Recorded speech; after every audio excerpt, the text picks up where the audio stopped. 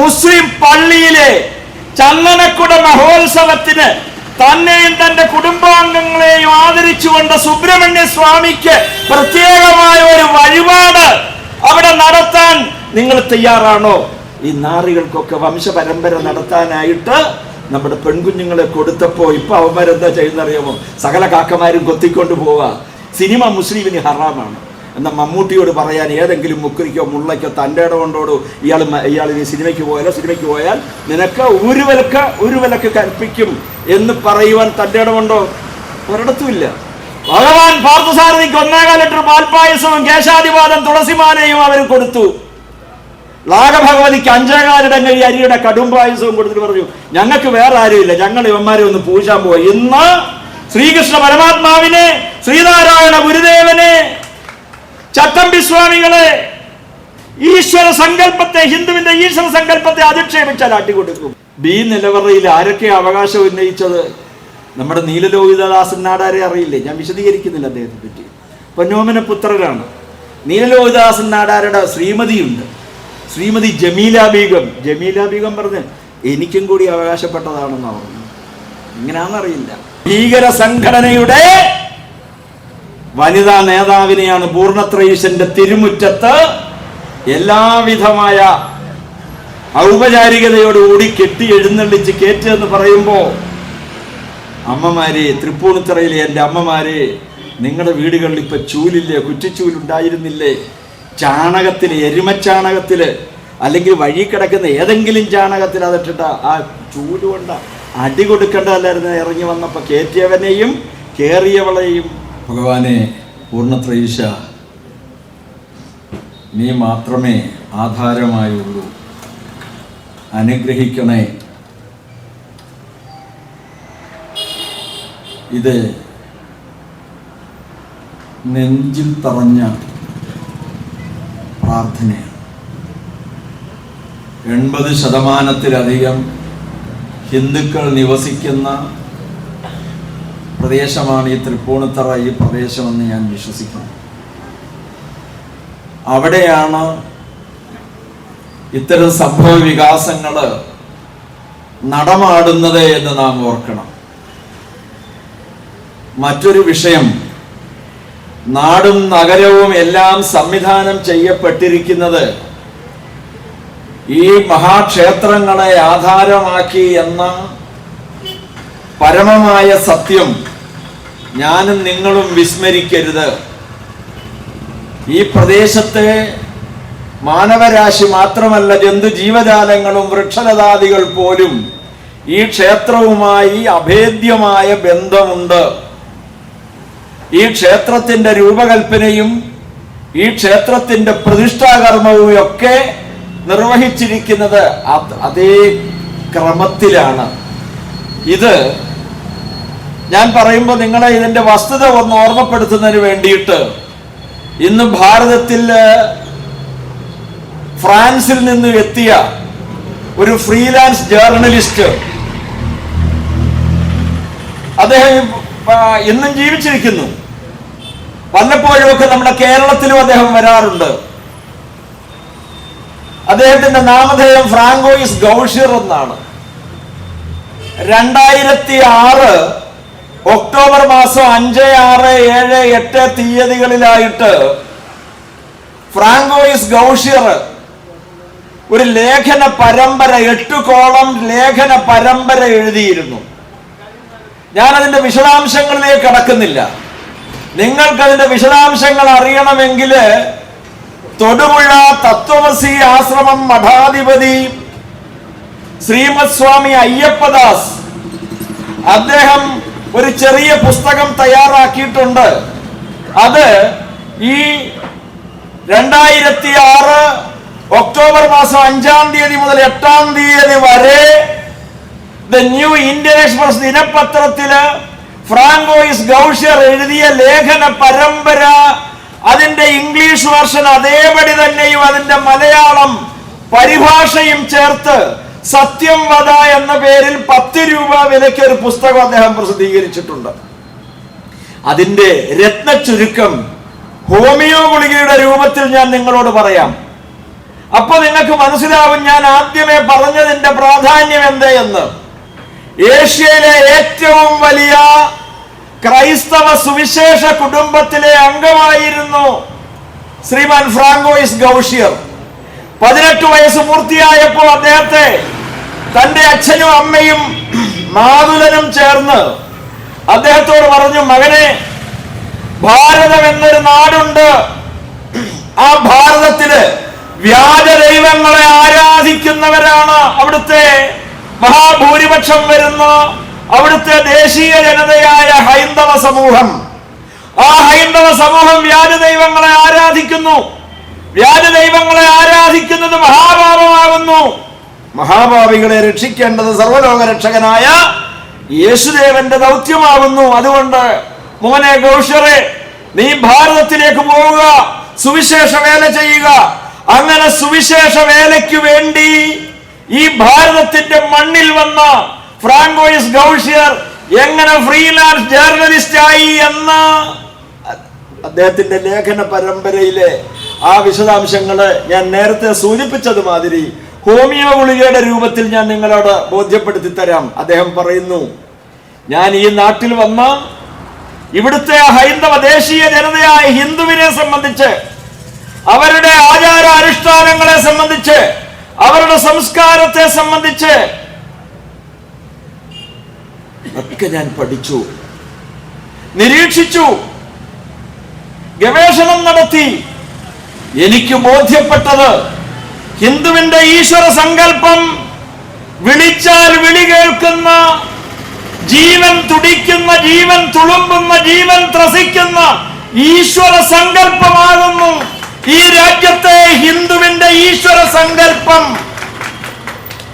പറയുന്നത് ആരാണ്?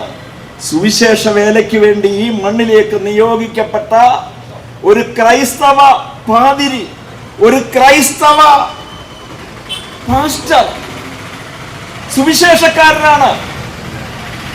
അദ്ദേഹമാണ് പറയുന്നത്, ജീവൻ തുടിക്കുന്ന, ജീവൻ തുളുമ്പുന്ന, ജീവൻ ത്രസിക്കുന്ന ഈശ്വര സങ്കല്പമാകുന്നു ഹിന്ദുവിൻ്റേത്. ഇത് ഞാൻ മുമ്പേ പറഞ്ഞത് വരും. നാടും നഗരവും സംവിധാനം ചെയ്തത് ഈ ക്ഷേത്രത്തെ ആധാരമാക്കിയാണ് എങ്കിൽ ഓരോ വ്യക്തിയും, തൃപ്പൂണിത്തറ നിവാസികൾ മാത്രമല്ല, ഈ ഭാരതത്തിലെ, ലോകത്തിലെ മുഴുവൻ ഹിന്ദുവിനെയും ഓരോ ക്ഷേത്രങ്ങൾ നശിച്ചാൽ ആ ക്ഷേത്രത്തിന്റെ, ആ നശീകരണത്തിന്റെ അനുഭവം ഓരോ ഹിന്ദുവിന്റെയും, ഓരോ മാനവന്റെയും, ഓരോ ജന്തു ജീവജാലങ്ങളിലേക്കും, ഓരോ വൃക്ഷലതാദികളേക്കും ബാധിക്കും എന്നതിന് രണ്ടു പക്ഷമില്ല. യാതൊരു സംശയവും വേണ്ട. ഇനി കമ്മ്യൂണിസ്റ്റുകാരനെ സംബന്ധിച്ച് സ്വാഗത പ്രസംഗകൻ സൂചിപ്പിച്ചതിന് ഒരു വിശദീകരണം പറയാം. കാറൽ മാർക്സ് പറഞ്ഞത് എന്താണെന്നറിയോ? നിനക്കില്ല ശാന്ത സ്വച്ഛ ജീവിതം, സംഘർഷങ്ങളാൽ നിറയട്ടെ നിന്റെ ജീവിതം. അദ്ദേഹം പറഞ്ഞത് തിരിച്ചാണ്. എനിക്കില്ല ശാന്ത സ്വച്ഛ ജീവിതം, സംഘർഷങ്ങളാൽ നിറയട്ടെ എൻ ജീവിതം. പക്ഷെ ഇവിടുത്തെ മാർക്സിസ്റ്റുകാര്, കമ്മ്യൂണിസ്റ്റുകാര്, ഇടതുപക്ഷക്കാരനൊക്കെ പറയുന്നതാണ് നിനക്കില്ല, കാരണം അവൻ സുഖമായിട്ട് ജീവിക്കും. ഇവിടുത്തെ ഹിന്ദുവിനോട് പറയുന്നു, നിന്നെ എന്തിനു വേണ്ടിയാണ് ഞാൻ കൊണ്ടു നടക്കുന്നത്? തല്ലാനും കൊല്ലാനും ചാവാനും മുദ്രാവാക്യം വിളിക്കാനും. അതിന് മാത്രമാണ് ഹിന്ദുവിനെ. ബാക്കിയുള്ളവനൊക്കെ തന്നെ ജിഹാദി മുസ്ലിമങ്ങള് മുഴുവൻ MP ആയിരിക്കും, MLA ആയിരിക്കും, ബ്ലോക്ക് പഞ്ചായത്ത് മെമ്പറായിരിക്കും, പ്രസിഡന്റ് ആയിരിക്കും, ജില്ലാ പഞ്ചായത്ത് മെമ്പറായിരിക്കും, അവർ ജനപ്രതിനിധികളായിരിക്കും, പിൻവാതിലൂടെ അവർ നിയമനം നേടിയിരിക്കും, അവർ ജീവിക്കും. പാവപ്പെട്ട ഹിന്ദുവോ അവൻ തല്ലാനും കൊല്ലാനും ചാവാനും മുദ്രാവാക്യം വിളിക്കാനും. അവനോടാണ് പറയുന്നത്. അവനെ ഉപയോഗിച്ചുകൊണ്ടാണ് ഈ സനാതന ധർമ്മത്തെ നശിപ്പിക്കുന്നതിന് വേണ്ടിയിട്ട്. സനാതന ധർമ്മത്തിന്റെ ഈറ്റില്ലമാണ് എന്താണ് ക്ഷേത്രം? ക്ഷതത്തെ ത്രാണനം ചെയ്യുന്നതാണ് ഈ സമാജത്തെ. അത് ആരുമായിക്കൊള്ളട്ടെ, ഈ സമാജത്തെ എക്കാലവും സുസ്ഥിരമായി സുന്ദരമായി നിലനിർത്തുന്നതിന് വേണ്ടിയിട്ട്. എന്തിനു വേണ്ടി? നമ്മുടെ പൂർവ്വസൂരികൾ, നമ്മുടെ പൂർവികര് ഈ ക്ഷേത്രങ്ങളെല്ലാം എന്തിനു വേണ്ടി നിർമ്മിച്ചു? ഉത്സവം നടത്താനാണോ? നിങ്ങൾ ശബരിമലയിൽ പോകുമ്പോ കേരളത്തിലെ ആരോഗ്യ വകുപ്പ്, ഞാനും നിങ്ങളും കൊണ്ടിടുന്ന കാണിക്ക കട്ടുവാരിയിട്ടാണ് എന്ന് പറഞ്ഞാൽ പോലും പമ്പ മുതൽ സന്നിധാനം വരെ എല്ലായിടത്തും ഓരോ ബോർഡുകൾ വെച്ചിട്ടുണ്ട്. എന്താണ്? ഓക്സിജൻ പാർലറുകൾ. ഈ ഓക്സിജൻ പാർലറുകൾ എന്തിനാണ് സുഹൃത്തെ? ഈ ഓക്സിജൻ പാർലറുകള് പ്രാണവായു കിട്ടാതെ ജീവൻ മരണം പോരാട്ടം നടത്തി മരണത്തിന് കീഴടങ്ങാതെ അവന്റെ ജീവനെ നിലനിർത്തുന്നതിന് വേണ്ടി പ്രാണവായുവിനെ പ്രദാനം ചെയ്യുന്നതിന് വേണ്ടിയാണ് ഈ ഓക്സിജൻ പാർലറുകൾ അവിടെ എല്ലാം സ്ഥാപിച്ചിരിക്കുന്നത് എങ്കില് അതേമാതിരിയാണ് ഓരോ നഗരത്തിലും ഗ്രാമത്തിലും ഓരോ പ്രദേശത്തിലും ഓരോ കുടുംബത്തെ ആധാരമാക്കിയും അവന്റെ പരദേവതാ ക്ഷേത്രങ്ങളെ സ്ഥാപിച്ചത് അവന്റെ നിത്യജീവിതത്തെ നിത്യസുഖ പ്രതിഷ്ഠിതമാക്കുന്നതിന് വേണ്ടിയാണ്, നിത്യ ആനന്ദപ്രദമാക്കുന്നതിന് വേണ്ടിയാണ് അവന്റെ ഈ മഹാക്ഷേത്രങ്ങളും അവിടുത്തെ ഉത്സവാദി അടിയന്തരങ്ങളും ആചാരങ്ങളും അനുഷ്ഠാനങ്ങളും എല്ലാം തന്നെ നമുക്ക് കൽപ്പിച്ചു തന്നിട്ടുള്ളത്. എങ്കില് ഇന്ന് എന്താണ് ചെയ്യുന്നത്?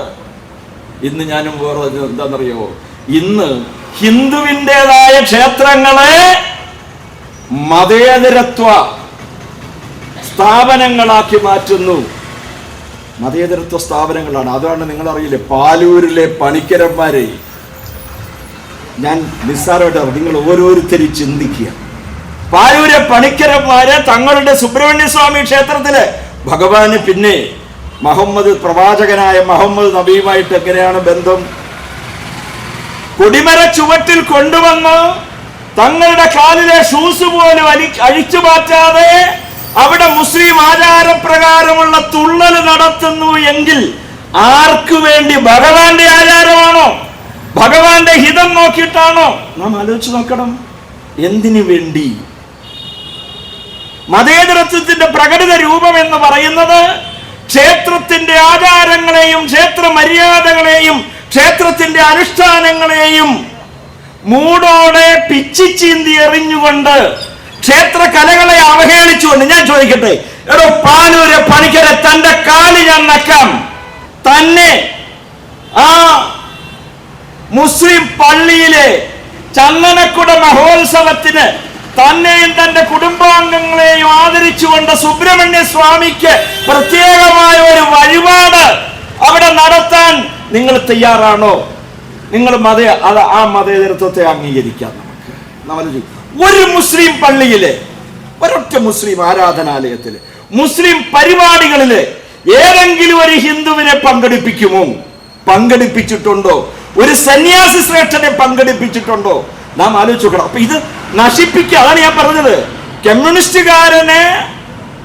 കമ്മ്യൂണിസ്റ്റ് ഹിന്ദു, കോൺഗ്രസുകാരനായ ഹിന്ദു, ജനതാദളുകാരനായ ഹിന്ദു, മുസ്ലിം ലീഗിലും ഉണ്ടായിരുന്നു ഹിന്ദു. പണ്ടൊരു രാമൻ ഉണ്ടായിരുന്നു, ഇപ്പൊ ഉണ്ടോ എന്ന് എനിക്കറിയില്ല, കാണുമായിരിക്കാം.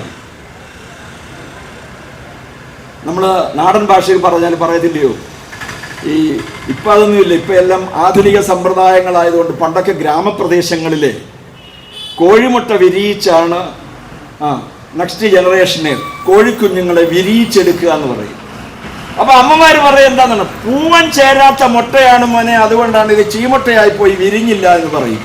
ഇപ്പൊ വന്ന് ഈ കമ്മ്യൂണിസ്റ്റുകാരന്മാര് ക്ഷേത്രക്ഷേമ സമിതികൾ, ഉപദേശ സമിതികളിൽ കടന്നുകൂടിയിട്ട് അവിശ്വാസിയായ ഒരു മുസ്ലിമിനെ, ഒരു ക്രൈസ്തവനെ ഒക്കെ പങ്കെടുപ്പിച്ചില്ലെങ്കിൽ ആ മതേതരത്വം തകരും, അല്ലെങ്കിൽ ഉത്സവം അത് തകരും. എന്താണെന്നറിയില്ല. വിരോധം, ഇത് നശിപ്പിക്കുന്നതിന് വേണ്ടിയിട്ട് നടത്തുന്ന ഈ പരിപാടി വിരോധാഭാസം എന്നല്ലാതെ മറ്റെന്താണ് പറയാൻ കഴിയുന്നത്? നാം ആലോചിച്ച് നോക്കണം. ഓരോ ക്ഷേത്രത്തിലെയും അവസ്ഥാവിശേഷമാണ്. പൂർണ്ണത്രയീശന്റെ ഭൂമി പറഞ്ഞു കിഴക്കോട്ട് ഈ നാട്ടിലെ മുഴുവൻ ഭൂമിയും ബ്രഹ്മസ്വം വകയും ദേവസ്വം വകയും രാജസ്വം വകയുമായിരുന്നു. രാജാവിന്റെയും ഭഗവാന്റെയും. നിങ്ങൾക്കറിയാമോ, 2018 നമ്മുടെ സഖാവ് അച്യുതാനന്ദൻ, അതേപോലെ തന്നെ അന്നത്തെ ദേവസ്വം കമ്മീഷണറും ഒക്കെ പോയിട്ട്, തിരുവിതാംകൂർ ദേവസ്വം ബോർഡിന്റെ ദേവസ്വം കമ്മീഷണറും പ്രസിഡന്റും ഒക്കെ പോയിട്ട് സുപ്രീം കോടതിയിലെ യങ് ലോയേഴ്സ് അസോസിയേഷൻ, മുസ്ലിമാണ്, മുസ്ലിം കൊടുത്ത കേസില് കക്ഷി ചേർന്നു. ഇവര് പ്രതിയായിരുന്നു, എതിർകക്ഷികളുമായിരുന്നു. അപ്പൊ അതില് ആദ്യമേ കൊടുത്തിരിക്കുന്ന സത്യവാങ്മൂലം എന്താണെന്നറിയാമോ? മറ്റ് സെമറ്റിക് മതങ്ങളിൽ നിന്ന് വിഭിന്നമായി സനാതന ധർമ്മത്തില്, ഹൈന്ദവ ധർമ്മത്തില് അത് നീചവും ക്രൂരവും നിന്ദ്യവും പൈശാചികമായ അനേകം ദുരാചാരങ്ങളും അനാചാരങ്ങളും നിലനിൽക്കുന്നു. ഞാൻ ചോദിക്കട്ടെ, സനാതന ധർമ്മത്തിൽ മാത്രമേ ഉള്ളൂ ഈ അനാചാരങ്ങള്, ദുരാചാരങ്ങള്? അനാചാരങ്ങളും ദുരാചാരങ്ങളും ഉണ്ട് എങ്കിൽ കാലോചിതമായി മാറ്റം വരുത്തിയ പാരമ്പര്യമാണ് ഹിന്ദുവിനുള്ളത്. മാറ്റം വരുത്തുന്നതിന് ധർമ്മ ഗുരുക്കന്മാരിവിടുണ്ട്, ധർമാചാര്യന്മാരുണ്ട്, തന്ത്രി സമൂഹമുണ്ട്. അതിനൊക്കെ സംവിധാനമുള്ളപ്പോൾ അതിനെപ്പറ്റി ഒരു അന്വേഷണം പോലും ഇല്ലാതെയാണ് സഖാവ് അച്യുതാനന്ദനും കൂട്ടരും അതേപോലെ തിരുവിതാംകൂർ ദേവസ്വം ബോർഡ് പോയി ശബരിമലയിൽ കൊടുത്തു. വിശ്വ ഹിന്ദു പരിഷത്തും അതിന് കക്ഷിയായിരുന്നു, അതേപോലെ നായർ സർവീസ് സൊസൈറ്റി അതിന് കക്ഷിയായിരുന്നു. ആ കേസിന്റെ അന്തിമ വിധി ബഹുമാനപ്പെട്ട സുപ്രീം കോടതി വിധിച്ചപ്പോ നിങ്ങൾ എല്ലാവരും ഇതുവരെയും മനസ്സിലാക്കി വെച്ചിരിക്കുന്നത്, ഭൂരിപക്ഷവും മനസ്സിലാക്കി വെച്ചിരിക്കുന്നത് എന്ന് ഞാൻ മനസ്സിലാക്കുന്നു. എന്താണെന്നറിയാമോ? എന്താണെന്ന് ആ തട്ടിപ്പ് നമ്മൾ മനസ്സിലാക്കണം. 5 ജഡ്ജിമാരടങ്ങുന്ന വിശാല ബെഞ്ചില് ഇന്ദു മൽഹോത്ര എന്ന വനിതാ ജഡ്ജി വിശ്വ ഹിന്ദു പരിഷത്ത് കൊടുത്ത മുഴുവൻ ആർഗ്യുമെന്റ് നോട്ട്സും അത് വ്യക്തമായി പരിശോധിച്ച് തന്റെ ഡിഫെൻസീവ് ജഡ്ജ്മെന്റില് അക്കമിട്ട് രേഖപ്പെടുത്തിയിരുന്നു. പക്ഷേ മറ്റ് 4 ജഡ്ജിമാരും വിപരീതമായിട്ട്, ഇതിന് വിപരീതമായി ഘടകവിരുദ്ധമായിട്ട് അന്ന് പിണറായി വിജയൻ കേരളത്തിന്റെ മുഖ്യമന്ത്രി 2018 ആ വിധി വന്നപ്പോഴത്തേക്ക് ആരെയൊക്കെയാണ് എഴുന്നള്ളിച്ചു കൊണ്ടുപോയത്? ആരെയൊക്കെയാണെന്നറിയാമോ? മേരി സ്വീറ്റി. ആ മേരി സ്വീറ്റിയെ ചെങ്ങന്നൂർ റെയിൽവേ സ്റ്റേഷനിൽ പിന്നെ കൊണ്ടുപോയത് എങ്ങനെയാണെന്നറിയാമോ? KSRTCയുടെ സ്വിഫ്റ്റ് ബസ്സില് എല്ലാ ഷട്ടറുകളും താഴ്ത്തിയിട്ട് അപ്പുറവും ഇപ്പുറവും ഇടതും വലതും എല്ലാം പോലീസിന്റെ സംരക്ഷണയിലാണ് കൊണ്ടുപോയത്. അപ്പൊ പറഞ്ഞെന്താണെന്നറിയാം, അന്നത്തെ ദേവസ്വം മന്ത്രി കടകംപള്ളി സുരേന്ദ്രൻ എൻ്റെ അണ്ണനാണ്, എൻ്റെ പ്രാണപ്രിയതമനാണ്. അണ്ണൻ പറഞ്ഞിട്ടാണ് ഞാൻ വന്നത്. പക്ഷേ അണ്ണന്റെ ഒരു പരിപാടി അവിടെ നടത്തിയില്ല. ജീവനും കൊണ്ട് മേരി സ്വീറ്റി ഓടി.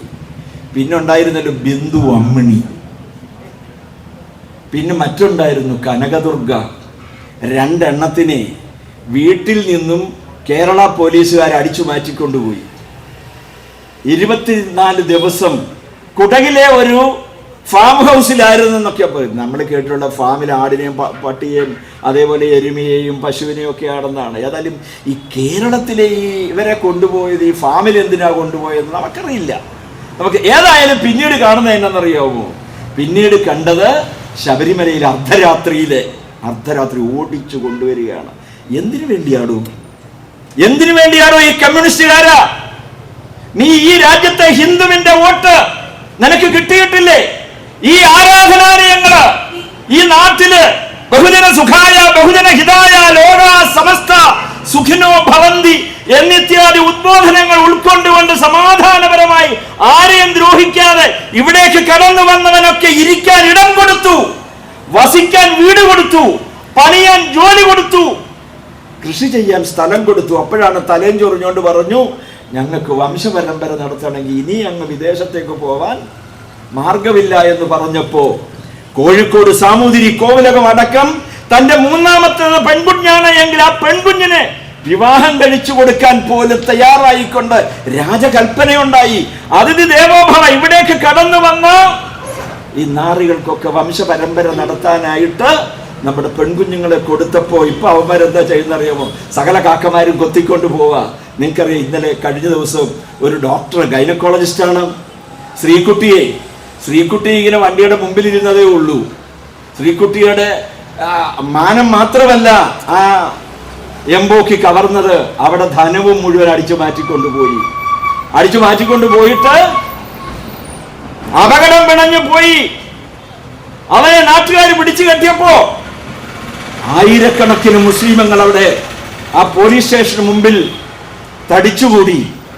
അവരുടെ ആവശ്യം എന്തായിരുന്നറിയാമോ? ഡോക്ടർ ശ്രീകുട്ടിയുടെ പേരില് കൊലക്കുറ്റത്തിന് കേസെടുക്കണം, അതിന് പ്രേരണ കുറ്റത്തിന് കേസെടുക്കണം, അവരെ അറസ്റ്റ് ചെയ്യണം. നമ്മൾ ആലോചിച്ച് നോക്കണം. ഈ അവന്റെ കൂടെ സന്തത സഹചാരിയായി നടന്നപ്പോ അവനെ മാത്രമല്ല എവളെ കൂടി, കാരണം എന്താണ്, അവൾ സ്ത്രീകുട്ടിയാണ്, മരിച്ചതൊരു മുസ്ലിം വനിതയാണ്. ഞാൻ അതിനെ ഒരിക്കലും ന്യായീകരിക്കല്ല. പക്ഷേ ഈ സംഘടിതമായ വിലപേശൽ നാളെ ഈ ക്ഷേത്രത്തിന് നേരെ ഉണ്ടാവും എന്നതിന് രണ്ടു പക്ഷമില്ല. അതിനുവേണ്ടിയാണ് ഇവിടെ പൂർണ്ണത്രയീശ സേവാ സംഘം. ഇത് ഇവിടെ മാത്രമല്ല, പല ദിക്കിലും ഉണ്ടായിരുന്നു. ഒരുപക്ഷെ കേരളത്തിലെ ചെറിയനാട് എന്ന് പറയുന്ന ഒരു സ്ഥലത്ത് ശ്രീ സുബ്രഹ്മണ്യ സ്വാമി, ബാലസുബ്രഹ്മണ്യ സ്വാമിയുടെ ക്ഷേത്രം ഉണ്ടായിരുന്നു. അവിടെ ബാലസുബ്രഹ്മണ്യ സ്വാമി സേവാ സംഘം ഉണ്ടായിരുന്നു. അവിടെ ദേവസ്വം മാനുവൽ അനുസരിച്ച്, ദേവസ്വം നിയമം അനുസരിച്ച് എല്ലാ കാര്യങ്ങളും കൃത്യമായി നടന്നു വന്നിരുന്ന ക്ഷേത്രമാണ്. അവിടെ എന്ത് ചെയ്തു? അതേപോലെയായിരുന്നു തിരുവൻമണ്ടൂര്. പഞ്ചപാണ്ഡവ ക്ഷേത്രങ്ങൾ പ്രസിദ്ധമായ തിരുവൻമണ്ടൂരില്, ആ തിരുവൻമണ്ടൂർ ക്ഷേത്രത്തില് ശ്രീ ഗോശാലകൃഷ്ണ സേവാ സംഘം ഉണ്ടായിരുന്നു. ശബരിമലയിൽ അയ്യപ്പ സേവാ സംഘം ഉണ്ടായിരുന്നു. ആറന്മുളയില് ചരിത്രപ്രസിദ്ധമായ അഷ്ടമിരോഹിണി വള്ളസദ്യയും മറ്റു വഴിപാട് വള്ളസദ്യകളും ഭഗവാന്റെ ഉത്രട്ടാതി ജലോത്സവവും ഒക്കെ നടത്തുന്നതിന് വേണ്ടി മൂഴിയാറ് മുതല് പമ്പയുടെ ഏതാണ്ട് പ്രഭവസ്ഥാനത്തിനടുത്ത് നിന്ന് അറബിക്കടൽ വരെയുള്ള, അറബിക്കടലിൽ പതിക്കുന്നത് വരെയും പമ്പയുടെ ഇരു കരകളിലായിട്ട് 52ഓളം കരകളിൽ നിന്ന് കരനാഥന്മാരാൽ നയിക്കപ്പെടുന്ന കരയിൽ വെച്ച് പണി പൂർത്തീകരിച്ച് ജലാശയത്തിലേക്ക് നീറ്റിലിറക്കുമ്പോ ആലോചിക്കണം, പെരുന്തച്ഛൻ തന്റെ വീതുളിയുമായിട്ടാണ് ആ പള്ളിയോടത്തിൽ കയറുന്നതെങ്കിൽ 1 മില്ലിഗ്രാമിനെങ്കിലും വ്യത്യാസം വന്നാൽ തന്റെ പള്ളയ്ക്ക് വീതുളി കുത്തിയിറക്കി ജീവൻ ത്യജിക്കുന്ന അത്ര പാരമ്പര്യമുള്ള സംവിധാനം ആ പള്ളിയോടെ സേവാ സംഘത്തെയും തകർക്കുന്നതിന് വേണ്ടി ഇന്ന് തിരുവിതാംകൂർ ദേവസ്വം ബോർഡ് അരയും തലയും മുറുക്കി രംഗത്തിറങ്ങിയിരിക്കുകയാണ്. എടോ, ഇതിന്റെ നാശം തൃപ്പൂണിത്തറയിൽ ഇപ്പോ വലിയ കേമന്മാരായിട്ട് നിങ്ങളൊക്കെ പറയുക, എനിക്കിന്റെ ആവശ്യമില്ല, ഭഗവാന് വേണേല് വല്ല വഴിപാടും കൊടുത്തേക്കാം, ഭിക്ഷക്കാർക്ക് കൊടുക്കുന്ന മാതിരി. ഭഗവാന്റെ കാര്യത്തിൽ നാം ഓരോരുത്തരും ഭഗവാന്റെ കാര്യത്തിൽ എത്രത്തോളം നാം ഇടപെടുന്നുവോ അത്രത്തോളം ഭഗവാൻ തിരിച്ചും ന്യൂട്ടൺസ് ലോ ഓഫ് ആക്ഷൻ ആണ്. അങ്ങോട്ട് എത്രത്തോളം നാം അടുക്കുന്നുവോ അത്രത്തോളം ഇങ്ങോട്ട് ഭഗവാൻ നമ്മുടെ സംരക്ഷണം, നമുക്ക് അനുഗ്രഹാദി കലകള് നമ്മൾ ചൊരിയുമെന്ന് 2 പക്ഷം. ആ അനുഗ്രഹ കലകളെ, ഭഗവാന്റെ അനുഗ്രഹ കലകളെ, ഭഗവാന്റെ ചൈതന്യത്തെ എങ്ങനെ ഇല്ലാതാക്കാം എന്നുള്ളതാണ് ഇപ്പോ ഈ കൊച്ചിൻ ദേവസ്വം ബോർഡും ഇവിടുത്തെ ഉപദേശി സമിതിയും. ജീവനക്കാരെ പറയാതിരിക്കാൻ നിർവാഹമില്ല. അവരും ക്ഷേത്ര സേവകന്മാരാവേണ്ടുന്ന, ഭഗവാനെ പരിപാലിക്കാൻ വിധിക്കപ്പെട്ടിട്ടുള്ള അവരും ഒരുപക്ഷെ നിസ്സഹായത കൊണ്ടാവാം അവരും ഇന്ന് പ്രതികരണശേഷി നഷ്ടപ്പെട്ട് തന്ത്രിമാര് ഭഗവാന്റെ പിതൃസ്ഥാനീയനാണ്. ആ പിതൃസ്ഥാനീയനായ ഭഗവാനെ അറിയാമോ? ശബരിമല വിഷയത്തില് പിണറായി വിജയൻ ഹൈക്കോടതിയിൽ ഒരു കേസ് കൊടുത്തിരുന്നു. എന്താണെന്നറിയാമോ? തിരുവാഭരണം അത് പന്തളം കൊട്ടാരത്തിൽ സൂക്ഷിക്കാൻ പാടില്ല, തന്ത്രിമാർക്ക് അവകാശമില്ല, തന്ത്രിമാരെ ഒഴിവാക്കണം. അതാ ഞാൻ പറഞ്ഞത്, ഈ കക്ഷികൾ ചെയ്യുന്ന പരിപാടികളെല്ലാം എന്താണെന്നറിയാമോ? പിതൃത്വത്തെ ചോദ്യം ചെയ്യുന്ന നടപടികളാണ് ഇവർ മുഴുവനും കാണിച്ചു കൂട്ടുന്നത്. അവസാനം കോടതി പറഞ്ഞു അതൊക്കെ അതേപോലെ കീഴ്വഴക്കങ്ങളും കീഴ്പ്പതിവുകളും ഒക്കെ അനുസരിച്ച് നടന്നോട്ടെ, പന്തളം രാജകുടുംബത്തെ അധിക്ഷേപിക്കാവുന്നതിന്റെ പരമാവധി. അപ്പൊ ഇവിടെ തന്ത്രിമാരെ സ്വതന്ത്രമായി അഭിപ്രായം പറഞ്ഞാൽ തന്ത്രിമാർക്ക് മുമ്പിൽ ഭീഷണിയാണ്. താന്ത്രിക അവസ്ഥ എടുത്തു കളയും. അവര് ഭഗവാനെ പരിപാലിക്കുന്നതിന് വേണ്ടിയാണ്. ഭഗവാനെ കണ്ണിലെ കൃഷ്ണമണി പോലെ കാത്തു സൂക്ഷിക്കുന്ന തന്ത്രി കുടുംബങ്ങളെ ഭീതിയുടെ മുൾമുനയിൽ നിർത്തി എന്തിലും ഒപ്പിടിവിക്കുന്ന, എന്തിനും സമ്മതം മൂളുന്ന ഒരു സാഹചര്യത്തിലേക്ക് കൊണ്ടുവരുന്ന സ്ഥിതിവിശേഷമാണ് ഇന്നുള്ളത്. ആ ഒരു സാഹചര്യം പൂജാരിമാരായാലും ഇന്ന് തിരുവിതാംകൂർ, എനിക്ക് കൊച്ചിൻ ദേവസ്വം ബോർഡിലെ പൂർണ്ണത്രയീശന്റെ എങ്ങനെയാണെന്ന് പൂർണ്ണമായിട്ട് അറിയത്തില്ലാത്തതുകൊണ്ട് ഞാൻ പറയുന്നില്ല. തിരുവിതാംകൂർ ദേവസ്വം ബോർഡിൽ എനിക്ക് നേരിട്ട് ബോധ്യമുള്ളതാണ്. ഇന്ന് ജീവനക്കാരെന്താണെന്നറിയാമോ? അവിടുത്തെ ക്ഷേത്ര സേവകന്മാര് മേൽശാന്തിമാരടക്കം പകരക്കാരെ വെച്ചാണ് ചെയ്യിക്കുന്നത്. വാദ്യോപകരണങ്ങളുടെ വാദകര് അവര് പകരക്കാരാണ്. പകരം എന്താണ്? ഒന്നുകിൽ യൂണിയൻ പ്രവർത്തനം, അല്ലെങ്കിൽ അവിടുത്തെ ദേവസ്വം കെട്ടിടങ്ങളുടെ ഏതെങ്കിലും ഒരു മുറിയിൽ മദ്യത്തിനും മയക്കുമരുന്നിനും അടിമപ്പെട്ട് അവിടെ കിടക്കുന്നതായ സാഹചര്യമാണുള്ളത്. ഞാനിതാണ് സൂചിപ്പിച്ചത്. എന്താണ് പിന്നെ എങ്ങനെയാണ് ഭഗവാൻ അവിടേക്ക് കൊടുക്കേണ്ട ശക്തി, ഭഗവാന് കൊടുക്കേണ്ട നൈവേദ്യാദി പ്രസാദങ്ങൾ, നൈവേദ്യം കൊടുക്കണമെങ്കിൽ അതിനകത്തൊക്കെ തന്നെ ഇന്ന് മാലിന്യങ്ങൾ കലരുന്നു. ഞാൻ എല്ലായിടത്തെയും ഓരോന്നോരോന്നായിട്ട് വിശദീകരിക്കുന്നില്ല. ശബരിമലയിൽ നിങ്ങൾ മാധ്യമങ്ങളിലൂടെ നേരിട്ട് ബോധ്യം വന്നാണ്. അവിടെ അരവണയിൽ ചേർക്കുന്ന ഏലക്കാപ്പൊടി എത്ര ഗ്രാം വേണം ഒരു കൂട്ട് അരവണ പായസത്തില്? ആ ഏലക്കാപ്പൊടിയിൽ 13 ഇനം മാരകമായ കീടനാശിനികൾ ഉപയോഗിച്ചിരിക്കുന്നു. ഇന്ന് ക്ഷേത്രങ്ങളിൽ ഉപയോഗിക്കുന്ന നെയ്യ്, പൂജാ സ്റ്റോറുകളിൽ എത്തുന്ന നെയ്യ് ഭാരതത്തിന്റെ മണ്ണിലേക്ക് വിദേശത്ത് നിന്ന് ഇറക്കുമതി ചെയ്യപ്പെടുന്നു. ഏതാണെന്നറിയോ? സോപ്പ് നിർമ്മാണത്തിന് ഉപയോഗിക്കുന്ന മൃഗക്കൊഴുപ്പ്. സോപ്പ് നിർമ്മാണത്തിന് എന്ന ലേബലില് ആ ലൈസൻസ് ഉപയോഗിച്ച് ഇവിടേക്ക് എത്തിക്കഴിയുന്നത് നിറം മാറുന്നതിനും മണമുണ്ടാവുന്നതിനും ആവശ്യമായ കെമിക്കലുകൾ ചേർത്ത് ശുദ്ധമായ നാടൻ പശുവിന്റെ നെയ്യ് വേണമെങ്കിൽ, ഗീർ പശുവിന്റെ നെയ്യ് വേണമെങ്കിൽ 6000 രൂപ കൊടുക്കണം. എല്ലാ പശുവിൻ്റെ ഇവിടെ ചേരുന്നതാണെങ്കിലും ശരി, നമുക്ക് എന്താണെന്നറിയാമോ? ആ നെയ്ക്ക് ഒരു 650 രൂപയ്ക്കും 900 രൂപയ്ക്ക് അതിൽ കുറഞ്ഞ് കിട്ടത്തില്ല. നമുക്ക് മിൽമയുടെ പാല് കുറ്റം പറയില്ല, പട്ടിപ്പാല് മുതൽ റബ്ബർ പാല് വരെ ചേരുമെന്നാണ് നാട്ടിലെ കുട്ടികൾ പറയുന്നത്. അതിനകത്തുനിന്ന് എടുക്കുന്ന നെയ്യാണെങ്കിൽ പോലും നമുക്കറിയാം. പക്ഷേ ഞാൻ ഈ പറഞ്ഞ നെയ്യുണ്ടല്ലോ ഇന്ന് പൂജാ സ്റ്റോറുകളിൽ വരുന്നത് 65 രൂപ ഫസ്റ്റ് ക്വാളിറ്റി, സെക്കൻഡ് ക്വാളിറ്റി കിലോയ്ക്ക് 48 ഹോൾസെയിൽ. അത് ഇവിടെ വന്നു കഴിഞ്ഞാൽ നിങ്ങൾക്ക് 450-നോ 350-നോ 250-നോ വിറ്റാലും എത്രയാണ് കിട്ടുന്നത്? ഇതുമൂലം ഉപയോഗിക്കുന്ന ഇത് അഭിഷേകത്തിന് ഉപയോഗിച്ചാൽ, നൈവേദ്യാദി പ്രസാദങ്ങളിൽ ഉപയോഗിച്ചാൽ ഭഗവാന്റെ ചൈതന്യത്തിന് ലോപം സംഭവിക്കുന്നു, ഭഗവാന്റെ അനുഗ്രഹ കലകൾ കുറയുന്നു. നാം ആലോചിക്കണം, ക്ഷേത്രങ്ങളെ നശിപ്പിക്കുന്നതിന് വേണ്ടി പടച്ചു വെച്ചിരിക്കുന്ന ഈ പടക്കൂട്ടം, ഉപദേശക സമിതി പലയിടത്തും സഖാക്കന്മാരല്ല എങ്കിൽ അവിടെ വിജിലൻസ് അന്വേഷണത്തിന് ഉത്തരവിടും. പക്ഷേ പൂർണ്ണത്രയീശൽ നിങ്ങൾ പ്രതീക്ഷിക്കേണ്ട. ഇവിടെ കോടിക്കണക്കിന് രൂപ ചെലവഴിച്ചിട്ട് 2014 ശേഷമുള്ള ഉപദേശക സമിതിയുടെ ഓഡിറ്റ് റിപ്പോർട്ടിന്റെ കോപ്പി ഒന്ന് വേണമെന്ന് നിങ്ങളൊന്ന് ആവശ്യപ്പെട്ട് ദേവസ്വം ബോർഡുകാരൻ തരുമോ?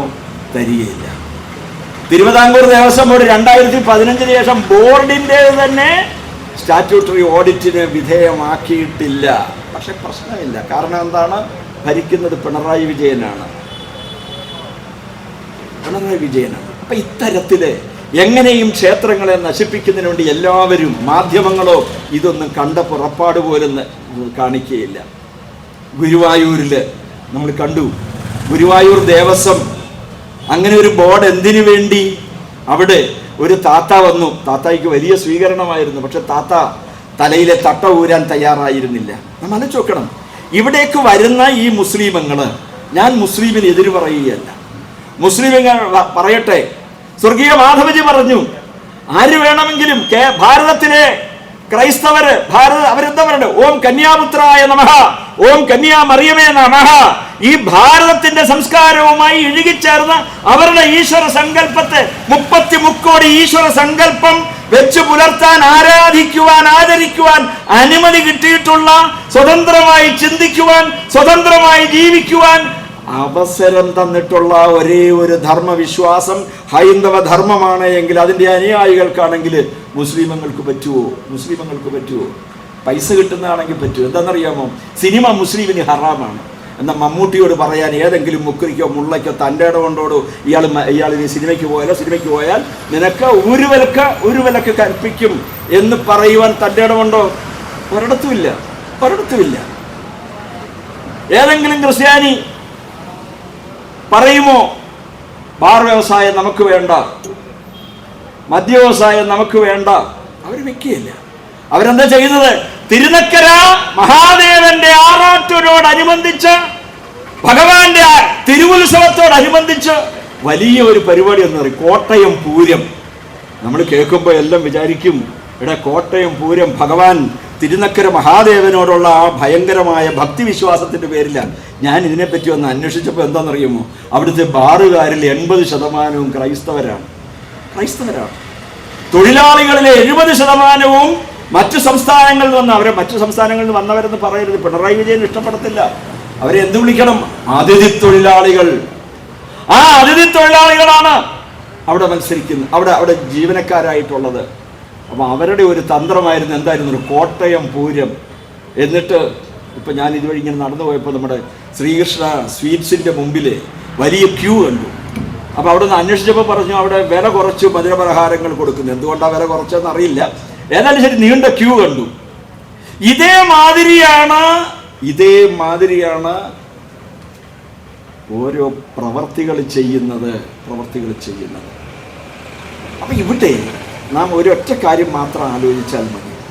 ഇവിടെ എങ്ങനെയാണോ ഈ സംസ്കാരത്തെ ഇല്ലായ്മ ചെയ്യുന്നത്, ഈ വിശ്വാസ പ്രമാണങ്ങളെ ഇല്ലായ്മ ചെയ്യുന്നത്, അതിനുള്ള ഓരോ നടപടികളുമാണ് ഓരോ ദിവസവും ഇവർ ചെയ്തു വെക്കുന്നത് മുഴുവനും തന്നെ. അതുകൊണ്ട് ഇതിന് പ്രതികരിക്കേണ്ടത് ആരാണ്? ഭഗവാനെ, പൂർണ്ണത്രയീശനെ ആരാധിക്കേണ്ടത്, പൂർണ്ണത്രയീശനെ സംരക്ഷിക്കേണ്ടത് കമ്മ്യൂണിസ്റ്റുകാരന്റെ അവകാശമല്ല. അവൻ എന്താണ് പറഞ്ഞത്? ഒരു ക്ഷേത്രം നശിച്ചാൽ അത്രയും അന്ധവിശ്വാസം ഈ ഭൂമുഖത്ത് നിന്ന് തുടച്ചു മാറ്റാൻ കഴിയും.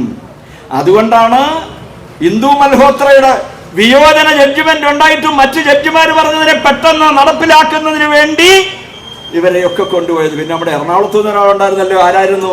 രഹിന ഫാത്തിമ. ഇരുമുടിക്കെട്ട് അവരുപയോഗിച്ച നാപ്കിൻസ്, ഞാൻ തമാശയായിട്ട് പറയുന്നതല്ല, അതുവരെ ഇരുമുടികളിലായി കെട്ടി കൊണ്ടുപോകുമ്പോൾ പോലീസിന്റെ പടച്ചട്ടയണിഞ്ഞ് അന്നത്തെ ആ പോലീസിന് സംരക്ഷണം കൊടുത്ത ഒരു ഉദ്യോഗസ്ഥൻ, അദ്ദേഹത്തിന്റെ പേര് ഞാൻ പറയുന്നില്ല, അയ്യപ്പന്റെ മുമ്പിൽ പോയി ഇന്ന് കരഞ്ഞു. എന്തിനാണോ കരഞ്ഞത്? അദ്ദേഹം കൊല്ലം ASP ആയിരുന്ന സമയത്ത് അവിടെ കൊല്ലത്ത് നീണ്ടകര ശ്രീധർമ്മശാസ്ത്ര ക്ഷേത്രത്തിലെ ആറാട്ട് എഴുന്നള്ളിപ്പ് നടന്നു. ആ എഴുന്നള്ളിപ്പ് ഇങ്ങനെ പോകുന്ന സമയത്ത് ക്രമസമാധാനത്തിന്റെ പേര് പറഞ്ഞുകൊണ്ട് അത്യാഹ്ലാദപൂർവം ആറാട്ട് ഘോഷയാത്രയെ അനുഗമിക്കുന്ന ഭക്തജനങ്ങളെ തലങ്ങും വിലങ്ങും ലാത്തിച്ചാർജ് നടത്തി. തന്ത്രിയുടെ കൽപ്പനയുണ്ടായി, ഭഗവാന്റെ തിടം ഇറക്കി വെക്കാൻ പറഞ്ഞു. ഇതിന് പരിഹാരമുണ്ടായിട്ട് ഭഗവാൻ നീങ്ങുകയുള്ളൂ മുമ്പോട്ട്. ഇറക്കി വെച്ചു. അവിടേക്ക് വന്നത് ചവറയുടെ MLA ആയിരുന്ന സഖാവ് ബേബി ജോൺ. കമ്മ്യൂണിസ്റ്റുകാരാണ്, നമ്മൾ കുറ്റം പറയരുതല്ലോ. അദ്ദേഹം പറഞ്ഞു, എന്റെ അപ്പനപ്പൂപ്പന്മാരുടെ കാലം മുതൽ നീണ്ടകര ധർമ്മശാസ്താവിന്റെ ആറാട്ടിന് ആരും തടഞ്ഞിട്ടില്ല. അദ്ദേഹം ഇടപെട്ടു. കളക്ടർ വന്നു, ചർച്ചയായി. ക്ഷമാപണത്തോടുകൂടി ആറാട്ട് ഘോഷയാത്ര പുനരാരംഭിച്ചു. ഉടനടി തന്നെ മണിക്കൂറുകൾക്കുള്ളില് സുഹൃത്തെ, 7ാമത്തെ ദിവസം ഈ ASP കണ്ണുനീരോടെ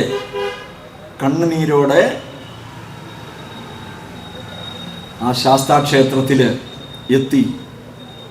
അവിടുത്തെ സെക്രട്ടറി അന്ന് വിശ്വ ഹിന്ദു പരിഷത്തിൻ്റെ കൊല്ലം ജില്ലാ സെക്രട്ടറി ആയിരുന്നു. അദ്ദേഹം റെയിൽവേയിലെ ഉദ്യോഗസ്ഥനായിരുന്നു. അദ്ദേഹത്തെ കണ്ടിട്ട് ഒരു ജോത്സ്യൻ്റെ വലിയൊരു ചാർത്തും പടിത്തരവും കൊടുത്തു. അന്നത്തെ കാലത്ത് 86,782 രൂപ ദേവസ്വത്തിൽ അടച്ചു. അദ്ദേഹത്തിൻ്റെ ആ ചെയ്തതിൻ്റെ പ്രായച്ചിത്തമായിട്ട് ഇന്നും ചെയ്യുന്നു. അത് ഇന്നും ചെയ്യും. ഞാൻ അതാ പറഞ്ഞത്, വിളിച്ചാൽ വിളി കേൾക്കുന്ന ഈശ്വര സങ്കല്പം അത് ഹിന്ദുവിന് മാത്രം സ്വന്തം. അവിടേക്ക് കൊടുക്കുന്ന ചൈതന്യത്തിന് കുറവുണ്ടായാൽ, ആ ചൈതന്യത്തിന് ലോപം സംഭവിച്ചാൽ, ഭഗവാന്റെ സംരക്ഷണം ഉറപ്പാക്കിയില്ല എങ്കിൽ, ഭഗവാന്റെ അനുഗ്രഹങ്ങളെ തകർക്കുന്നതിന് പ്രതികരിച്ചില്ല എങ്കിൽ ഹിന്ദു സമൂഹം വലിയ വില കൊടുക്കേണ്ടി വരും. തദ്ദേശീയര്, നിങ്ങളുടെ ഓരോരുത്തരുടെയും ജീവാത്മാവിന്റെ ലേശാംശത്തെ കൂടി തന്ത്രി മുഖ്യൻ ആവാഹിച്ചെടുത്തുകൊണ്ടാണ് തന്റെ ജീവനും കൂടി പറിച്ചെടുത്ത ആ ഭഗവാന് ജീവൻ നൽകിയിരിക്കുന്നത്. അതുകൊണ്ട് നിങ്ങൾ ഓരോരുത്തരിലേക്കും അതിന്റെ ബന്ധമുണ്ട്. അതിനെതിരെ അനങ്ങാമ്പാറ നയം നയിച്ചാൽ നിങ്ങളുടെയും അനുഭവം അതുപോലെ തന്നെയായിരിക്കും, വിപരീത ദിശയിലായിരിക്കും. അതുകൊണ്ടാണ് ഞാൻ ഫ്രാങ്കോയിസ് ഗൗഷ്യറുടെ കഥ പറഞ്ഞത്. ഇവിടെ എന്താണ് താത്തായുടെ കാര്യം, ഗുരുവായൂരിൽ വന്ന് ഈ പരിപാടിയിട്ട് ഒരു കൃഷ്ണന്റെ പടം വരച്ചപ്പോൾ എന്തോ ഒരു മേളമായിരുന്നു. ചിത്രം വിറ്റഴിക്കും. ഞാൻ ചോദിക്കുന്നത്, അവരൊരു നേരമെങ്കിലും ആത്മാർത്ഥമായിട്ട് എനിക്ക് പറയാൻ കഴിയുമോ? വിശ്വപ്രസിദ്ധനായ സംഗീതജ്ഞൻ യേശുദാസിന് അവിടെ എഴുതി വെച്ച് സത്യവാങ്മൂലം എഴുതാത്തതിന്റെ പേരില് ഗുരുവായൂർ അമ്പലനടയിൽ ഒരു ദിനം ഞാൻ പോകുമെന്ന് കണ്ണീരോടെ പ്രാർത്ഥിച്ച യേശുദാസിന് വിലക്കേർപ്പിച്ച ബോർഡ്. അവിടെ ഈ താത്തായിക്ക് ഒന്ന് പ്രാർത്ഥിക്കാൻ പറ്റുമോ? അവിടെ കൊണ്ടുവന്ന് കേക്ക് മുറിക്കുകയാണ്, ഭക്തജനങ്ങൾക്ക് വിതരണം ചെയ്യണം. എവിടെയാണെന്ന് ആലോചിച്ച് നോക്കണം. നടപ്പന്തലില് മറ്റ് ഗുരുവായൂർ ക്ഷേത്രത്തിന്റെ പരിസരത്ത് അടുത്തുവരെ വന്നിരിക്കുന്നു. ക്ഷേത്രത്തിന് സമീപം തന്നെ അതിഥി തൊഴിലാളികളാണ് പോലും. അവര് പശുമാംസവും മറ്റു മാംസങ്ങളും അവിടെ കൊണ്ടുവന്ന് അതിനെ ഭക്ഷണമാക്കി തയ്യാറാക്കി കഴിക്കുമ്പോഴും ആ ക്ഷേത്രത്തിന്റെ ശുദ്ധി പാലിക്കണം. ശുദ്ധിയും അശുദ്ധിയും വേർതിരിച്ചറിഞ്ഞ് ശുദ്ധിയോടുകൂടി ഭഗവാന്റെ ചൈതന്യം പരിപാലിക്കപ്പെടണമെന്ന് ചിന്തിക്കാത്ത ദേവസ്വം അധികൃതര് അവിടുത്തെ നാം ആലോചിക്കണം. ക്ഷേത്ര സേവകന്മാരാവേണ്ട ജീവനക്കാര് ഇവരൊക്കെ തന്നെയാണ്. അപ്പൊ ഈ കമ്മ്യൂണിസ്റ്റുകാരന്മാരെന്താ ചെയ്ത്? ഭഗവാന്റെ നാമത്തിലുള്ള ആ ഗുരുവായൂരപ്പൻ കോളേജില് ഭഗവാന്റെ ഇഷ്ടഭാജനമായിട്ടുള്ള ഭഗവാന്റെ പ്രിയപ്പെട്ട ഗോവിനെ വെട്ടി നുറുക്കി അറുത്ത് ബീഫ് ഫെസ്റ്റ് നടത്തിയത് നമ്മൾ മറന്നിട്ടില്ല. കമ്മ്യൂണിസ്റ്റുകാരൻ അതാണ് ചെയ്തതെങ്കിൽ ഇപ്പുറത്ത് മാറ്റി കോൺഗ്രസ്സുകാരൻ എന്താ ചെയ്തത്? പരസ്യമായി തെരുവിൽ ഈ പശുവിന്റെ തലയറുത്ത് അതിന്റെ മാംസം പാചകം ചെയ്ത് കഴിക്കുന്ന ഇവരാരെയാണ് വെല്ലുവിളിക്കുന്നത്?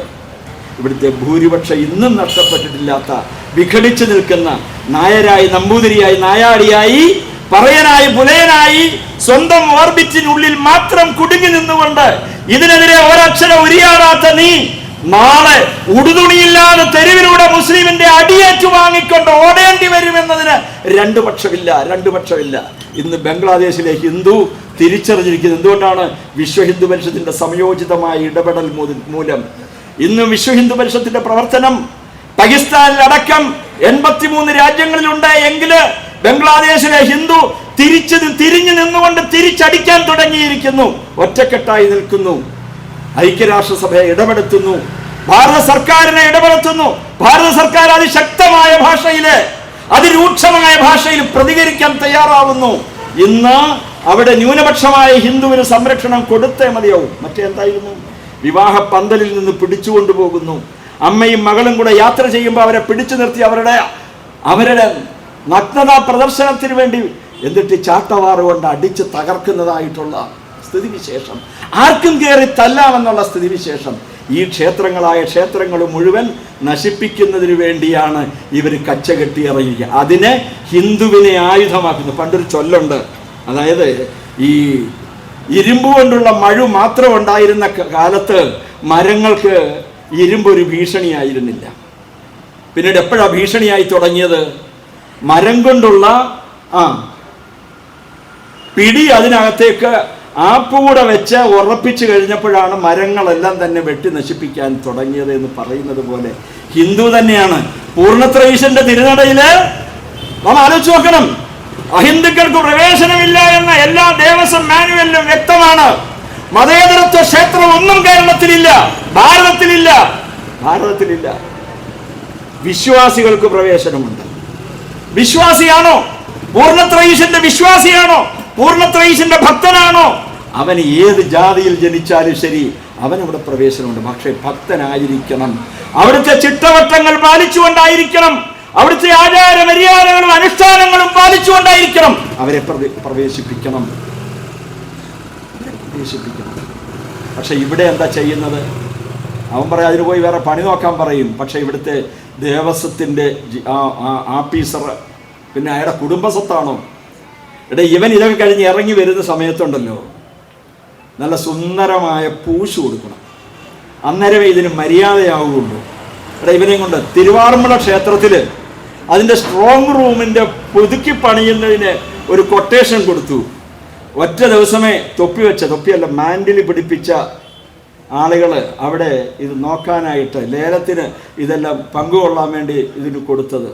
ദേവസ്വം ജീവനക്കാർ വിളിച്ച് അവനൊറ്റ ഒരുത്തൻ 18ാം പടി പിന്നെ കയറിയിട്ടില്ല. സുന്ദരമായിട്ട് അവിടുന്ന് നല്ല രീതിയിലൊന്ന് മെഴുകി അങ്ങ് വിട്ടു. വെടിവിട്ടതിന് ശേഷം പിന്നീട് ഒരൊറ്റ ഒരുത്തം പോലും അവിടെ കയറിയിട്ടില്ല. ഭഗവാനെ സംരക്ഷിക്കേണ്ടത്, പൂർണ്ണത്രയീശനെ സംരക്ഷിക്കേണ്ടത് ഹിന്ദുവിൻ്റെ ജന്മാവകാശമാണ്. അതിന് നേതൃത്വം കൊടുക്കേണ്ടത്, നേതൃത്വം കൊടുക്കേണ്ടത് തൃപ്പൂണിത്തറക്കാരാണ്. തൃപ്പൂണിത്തറയുടെ വലിയൊരു മഹോത്സവം ഉണ്ടായിരുന്നല്ലോ, ശരിയാണ്, അത്യാഹ്ലാദങ്ങൾ വേണ്ട. പക്ഷേ ഒരു കാര്യം അത്തച്ചമയം ഭംഗിയായിട്ട് നടപ്പാക്കേണ്ടതാണ്. അത് ഇന്ന് വന്ന് മതേതരത്വത്തിൻ്റെ പ്രദർശനമായി മാറിയിരിക്കുകയാണ്. മതേതരത്വ പ്രദർശനമായിട്ട് ഓണം, ഹിന്ദുവിൻ്റെ ആചാരങ്ങളൊന്നും ഇന്നില്ല. അതിന് ഹിന്ദുവിന് പരാതിയില്ലല്ലോ. ഹിന്ദു സംഘടനകൾ ഇതിനെപ്പറ്റി പറഞ്ഞു മടുക്കുന്നതല്ലാതെ ഇതിന് നടപടിയില്ല. ബഹുമാനപ്പെട്ട കോടതികൾ പോലും അത് ശ്രദ്ധിക്കുന്നില്ല എന്നുള്ള ഒരു സങ്കടമാണ് ഹിന്ദുവിനുള്ളത്. നാം ആലോചിച്ച് നോക്കണം, എന്താ ചെയ്യുന്നത്? ആചാരങ്ങൾ മുഴുവനും തന്നെ കൊണ്ടുപോകുന്നു. ഓണം മതേതരത്വമായി, ആറന്മുള ജലോത്സവം മതേതരത്വമായി. പറഞ്ഞു മനസ്സിലായില്ലേ? എന്തിന്? തിരുവിതാംകൂർ രാജകുടുംബത്തിൻ്റെ പരദേവതയായിട്ടുള്ള ഭഗവാൻ ശ്രീപത്മനാഭസ്വാമിയുടെ ബി നിലവറയിൽ ആരൊക്കെ അവകാശം ഉന്നയിച്ചത്? നമ്മുടെ നീലലോഹിതദാസൻ നാടാരെ അറിയില്ലേ? ഞാൻ വിശദീകരിക്കുന്നില്ല അദ്ദേഹത്തെ പറ്റി. പൊന്നോമന പുത്രരാണ്. നീലലോഹിതദാസൻ നാടാരുടെ ശ്രീമതിയുണ്ട്, ശ്രീമതി ജമീല ബീഗം പറഞ്ഞ് എനിക്കും കൂടി അവകാശപ്പെട്ടതാണെന്നാണ് പറഞ്ഞു. എങ്ങനെയാണെന്നറിയില്ല, ഞാൻ അതൊന്നും ഈ വേദിയിൽ പറയാൻ തയ്യാറല്ല. നാം ആലോചിച്ച് നോക്കണം. പക്ഷെ അവകാശവാദം ഉന്നയിക്കുകയാണ്. പൂർണ്ണത്രയീശനെയാണ് അടുത്ത നോട്ടം. പൂർണ്ണത്രയീശൻ്റെത് അടിച്ചോണ്ട് പോയാൽ മുഴുവൻ കേരളവും ഒറ്റക്കെട്ടായി, മുഴുവൻ ഹിന്ദു സമൂഹം ഒറ്റക്കെട്ടായി നിൽക്കണം. അതിന് നേതൃത്വം കൊടുക്കാൻ ഈ തൃപ്പൂണിത്തറയിലെ ഹൈന്ദവ സമൂഹം സമുദായത്തിൻ്റെ, ജാതിയുടെ, ഉപജാതിയുടെ, രാഷ്ട്രീയത്തിൻ്റെ അതിർവരമ്പുകളെല്ലാം ഉപേക്ഷിച്ചുകൊണ്ട് പൂർണ്ണത്രയീശൻ എൻ്റെ സർവേശ്വരനാണ്, അത് സംരക്ഷിക്കപ്പെടേണ്ടത് എൻ്റെ നിലനിൽപ്പിനാധാരമാണ്. അവിടെ ഞാൻ കോംപ്രമൈസ് ചെയ്യാൻ തയ്യാറല്ല. അവിടെ എനിക്ക് രാഷ്ട്രീയമില്ല. നമ്മളൊന്ന് ആലോചിച്ച് നോക്കണേ. ഗാസയിലെ ഇറാനുമായിട്ടുള്ള വിഷയം ഉണ്ടായപ്പോൾ ഇവിടെ മലപ്പുറത്ത് കിടക്കുന്നവൻ എന്തോ സൂക്കേടായിരുന്നു. എല്ലാവരും കൂടി പോയിരിക്കുകയായിരുന്നു. എന്തിനു വേണ്ടിയാണ്? ഗാസയിൽ നിന്ന് ഒരുത്തരെ ഇങ്ങോട്ട് കൊണ്ടുവരാനില്ലാഞ്ഞപ്പോ അവനോട് പറഞ്ഞു, ഇലക്ട്രോണിക് മീഡിയ മുഖാന്തരം നിന്റെ പ്രസംഗം കൊണ്ടുവിടാൻ. അവനെന്താ പറഞ്ഞ്? ബുൾഡോസർ ഉപയോഗിച്ച് സനാതന ധർമ്മത്തെയും ഹിന്ദുത്വത്തെയും ഇല്ലായ്മ ചെയ്യണം. അതിൻ്റെ പേരിൽ കേസെടുത്തോ? ഇവിടെ വാസുവേട്ടൻ പറഞ്ഞു എന്നെ അറസ്റ്റ് ചെയ്യാൻ സാധ്യതയുണ്ട്. വാസുവേട്ടന് പിന്നെ അതിൻ്റെയൊക്കെ കാലം കഴിഞ്ഞു. ഞാനും ആ കാലം കഴിഞ്ഞ സുഹൃത്തെ സീനിയർ സിറ്റിസണായി. അപ്പം ഇനിയിപ്പോൾ പേടിയൊന്നുമില്ല. പക്ഷേ ഈ സനാതന ധർമ്മത്തെ അധിക്ഷേപിച്ചുകൊണ്ട് മതസ്പർദ്ധ വളർത്തും വിധം ഇപ്രകാരം പ്രസംഗം നടത്താൻ ആരാണ് അനുമതി കൊടുത്തത്? നാം ആലോചിച്ച് നോക്കേണ്ട വിഷയമാണ്. ഇന്ന് ക്ഷേത്രങ്ങൾ, കൊടുങ്ങല്ലൂർ അമ്മയുടെ ഭൂമി വരെ കൊണ്ടുപോകുന്നു. ഈ ഒരു കാര്യം കൂടെ പറഞ്ഞ് ഞാൻ നിർത്തിയേക്കാം. നിങ്ങളുടെയൊക്കെ മുഖഭാവം കാണുമ്പോൾ പെട്ടെന്ന് നിർത്തിയേ മതിയാവുള്ളൂ. എന്താണ്? പുതുതായിട്ടൊരു ബില്ലൂടെ വരുന്നുണ്ട്. നമ്മളെ മാത്രമല്ല, നേരത്തെ ഒരു ബില്ല് കൊണ്ടുവന്നായിരുന്നു. എന്താണ്? സാമുദായിക കലാപ നിരോധന ബില്ല്. അതനുസരിച്ച് എന്താ പറയുന്നതെന്നറിയാമോ? നിങ്ങളുടെ വീട്ടിലോട്ട് കയറി വന്നിട്ട് ഒരു കാക്ക പറയുകയാണ്, ഈ ചേച്ചി എനിക്ക് വേണമെന്ന് പറഞ്ഞാൽ വീട്ടുകാർ വിട്ടുകൊടുത്തേ പറ്റുള്ളൂ. അത് അമ്മൂമ്മയായാലും കൊള്ളാം, അമ്മയായാലും കൊള്ളാം, ചേച്ചി ആയാലും കൊള്ളാം, ഭാര്യ ആയാലും കൊള്ളാം, മോളായാലും ശരി, കുഞ്ഞായാലും. ചോദിക്കുന്നത് മുസ്ലിമാണോ? കൊടുത്തില്ല എങ്കിൽ എനിക്കെതിരെ പരാതി കൊടുത്തവൻ ആരാണെന്ന് അറിയാൻ പോലുമുള്ള അവകാശം നിഷേധിച്ചുകൊണ്ട് ജാമ്യമില്ലാ വകുപ്പുകളിൽപ്പെടുത്തി എന്നെ അകത്താക്കും. ആ നിയമമായിരുന്നു അന്ന് ഭാരതത്തിൻ്റെ പ്രതിപക്ഷത്ത് ഡോക്ടർ മൻമോഹൻ സിംഗിന്റെ ഭരണകാലത്ത് വന്ന ബില്ലാണ്. ആ ബില്ല് നിയമമാകാതിരിക്കാൻ അന്ന് ഭാരതീയ ജനതാ പാർട്ടിയുടെ നേതൃത്വത്തിലുള്ള ദേശീയ ജനാധിപത്യ സഖ്യം അരയും തലയും മുറുക്കി രംഗത്തിറങ്ങിയത് കൊണ്ട് മാത്രം ആ ബില്ല് നിയമമായില്ല. നിങ്ങളുടെ വീട്, ഒഴിഞ്ഞു കിടക്കുന്ന വീട്, നിങ്ങളുടെ കടമുറികൾ, നിങ്ങളുടെ കെട്ടിടങ്ങൾ, ഇതൊക്കെ തന്നെയോ അവർ വന്ന് ചോദിക്കാം. മുസ്ലിം ചോദിക്കും, ഇതെനിക്ക് വാടകയ്ക്ക് വേണം, കൊടുത്തില്ലെങ്കിൽ നിങ്ങൾ കേസിലകപ്പെടും. നിങ്ങൾക്ക് നിങ്ങളുടെ പരാതിക്കാരൻ ആരാണെന്ന് അറിയാനുള്ള അവകാശം പോലും ഇല്ല. ഇപ്പൊ അതേപോലാണ് അത് 1954 കൊണ്ടുവന്ന വഖബ് നിയമം മുസ്ലിങ്ങളുടെ ആരാധനാലയത്തിന് വേണ്ടി ഒരു ചെറിയ സംവിധാനമായി, ഒരു സൊസൈറ്റിയായി, സെറ്റിലർ ഡീഡും പ്രകാരമൊക്കെ തുടങ്ങിയ മുസ്ലിമുകളുടെ ക്ഷേമത്തിന് വേണ്ടി മാത്രം രൂപം കൊണ്ട ഒരു ബോർഡ്. അത് 1995 ഒരു ഭേദഗതി വരുത്തി കുറെ കൂടി വിശാലമാക്കി. 2013 മൂന്നാമത്തെ ഭേദഗതി കൊണ്ടുവന്നു. ആ ഭേദഗതിയിലൂടെ ഏത് ഭൂമിയും വഖഫിന് ഏറ്റെടുക്കാം.